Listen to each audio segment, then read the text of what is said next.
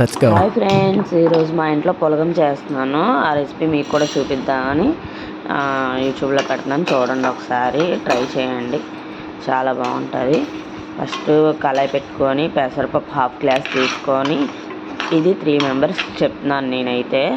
ఆ దోరగా వేపుకున్న తర్వాత ఒక బౌల్లో గ్లాస్ రైస్, ఆ హాఫ్ గ్లాస్ పెసరపప్పు వేగిన తర్వాత ఆ బౌల్లో వేసుకొని బాగా కడిగేయండి. కడిగేసిన తర్వాత ఈ 4 ఐటమ్స్ కట్ చేసి పెట్టుకున్నాను నేను. ఏంటంటే తెలుసా, కరివేపాకు, పచ్చిమిర్చి, ఎండుమిర్చి, అల్లం బాగా చిన్న ముక్కలుగా తరిగేసుకోండి.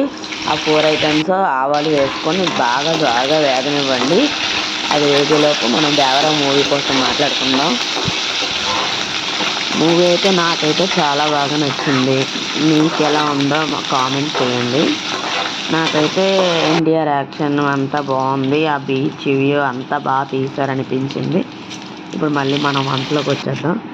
ఆ రైస్, పెసరపప్పు అది కడిగి పెట్టుకున్నాం కదా, అది వేసేసుకోండి. అది కూడా బాగా ఆ పచ్చిమిర్చి, అల్లం అన్నిట్లో కలిసేలాగా బాగా కలుపుకోండి. ఇప్పుడు కొంచెం పసుపు వేసుకోండి, ఒక 2 స్పూన్స్ పసుపు. దీనికి మెయిన్లీ పసుపు, ఇంగువ బాగా వేస్తేనే దాని టేస్ట్ బాగుంటుంది. ఇంగువ, పసుపు వేసిన తర్వాత బాగా కలుపుకోండి. బాగా కలుపుకున్న తర్వాత ఒక 3 గ్లాసెస్ వాటర్, రైస్ మంచిగా కుక్ అవ్వాలంటే 3 గ్లాసెస్ వాటర్ వేసుకోవాలి. ఆ తర్వాత సాల్ట్ మీకు చూసుకోండి, తగినంత వేసుకోండి. చూడండి, ఉడికిన తర్వాత చాలా బాగా వస్తుంది. ఫైనల్లీ పులగం రెడీ అయిపోయింది. రెడీ టు పులగం. ఇది సాటర్డే నైట్